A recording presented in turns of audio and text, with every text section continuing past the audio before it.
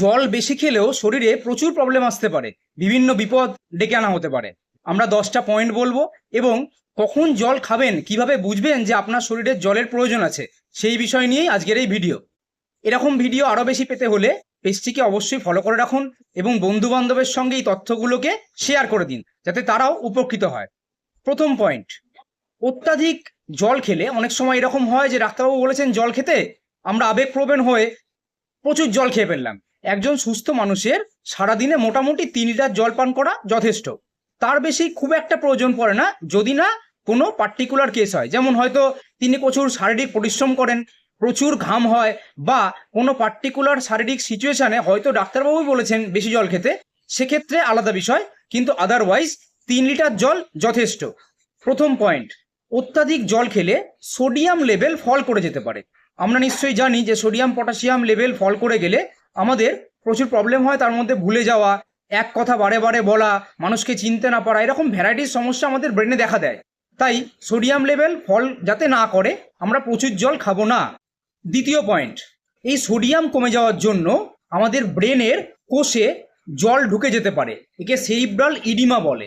এরকম ঘটনা ঘটলে আমাদের কিন্তু অনেক রকম ব্রেনে প্রবলেম দেখা দেয়। ড্রাউজিনেস তার মধ্যে অন্যতম, মানে একটা ঝিমানি ভাব, কোনো কাজেই এনার্জি নেই, সবসময় যেন ঘুম পাচ্ছে, এরকম ঘটনা কিন্তু ঘটতে পারে। তৃতীয় পয়েন্ট, অত্যাধিক বেশি জল খেলে আমাদের কিডনির ওপর প্রচুর প্রেশার পড়ে, কারণ কিডনিকে সেই অতিরিক্ত জল ফিল্টার করার জন্য এক্সট্রা ওয়ার্কলোড নিতে হয়, তার জন্য আমরা প্রয়োজনের অতিরিক্ত জল খাবো না।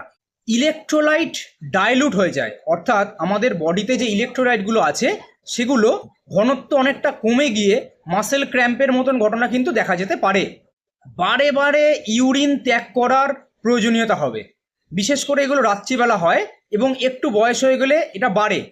রাত্রিবেলা বারে বারে উঠতে হয়, এতে কিন্তু ঘুমেরও প্রচণ্ড ব্যাঘাত ঘটে, আর ঘুমের ব্যাঘাত ঘটলে কী কী হয় সেটা আমরা আরেকটি ভিডিওতে বলেছি। সুতরাং এই প্রবলেমও আসে অত্যাধিক মাত্রায় জল পান করলে। আমাদের হজমের জন্য পেটে যে এনজাইমগুলো আছে, এই লালা গ্রন্থির থেকে যে এনজাইমগুলো ক্ষরণ হয়, যেগুলো আমাদের খাবারকে হজম করে, সেইটারও ঘনত্ব কমে যায়, তার জন্যে হজমের অত্যাধিক ব্যাঘাত ঘটে বেশি জল খেলে। হার্টের প্রবলেম যাদের আছে বেশিরভাগ ক্ষেত্রেই দেখবেন তাদের জলের একটা রেস্ট্রিকশন মাত্রা থাকে, অর্থাৎ কারোর 1.5 লিটার, কারোর 1.8 লিটার এরকম থাকে। তো হার্ট ফেলিওরের মতন ঘটনাও কিন্তু ঘটতে পারে। এবার তো গেল যারা জেনে আছেন যে হার্টের প্রবলেম আছে, যারা জানেন না তাদেরও কিন্তু সেম প্রবলেম হতে পারে জানার আগেই। তাই হার্টের প্রবলেম আটকানোর জন্যেও অত্যাধিক জল খাবো না। সময়ের একটা অপচয় হয়, সারাদিন আপনি জল খেয়েই চলেছেন, এতে কিন্তু সময়েরও অপচয় হয়। সারাদিন মাথায় ঘুরছে যে আবেগপ্রবণ হয়ে গেছি আমি, না আমাকে জল বেশি খেতে হবে, প্রচুর সময় নষ্ট হয়ে যায় তাতে। জল নষ্ট তো অবশ্যই হয়, কারণ সেই জল আমার বডিতে কোনো কাজে লাগে না। বডির সিগন্যাল চিনুন কখন আপনার জলের প্রয়োজন। এক্ষেত্রে বলে রাখা দরকার, মূত্রের কালার যদি হালকা ইয়েলো হয়, হালকা একটু হলুদ বা একটু পেল, একটা ফ্যাকাশে ধরনের কালার, তখন বুঝবেন যে আপনার আস্তে আস্তে শরীরে জলের প্রয়োজন পড়ছে। একদম চকচকে কালার, মানে একদম জলের মতো কালার, কোনো রঙই নেই, তার মানে আপনার বডি কিন্তু একটু হলেও ওভার হাইড্রেটেড। সেক্ষেত্রে হালকা ইয়েলোইশ হলে বুঝতে হবে যে আমার শরীরে জলের প্রয়োজন। আর জল তেষ্টা পেলে তখন খান, একবারে প্রচুর জল খাবেন না। অনেকেই কিন্তু করেন যে 1 লিটার জল, 1 মগ জল একবারে ঢকঢক করে খেয়ে নিলেন, এরকম কাজ করবেন না।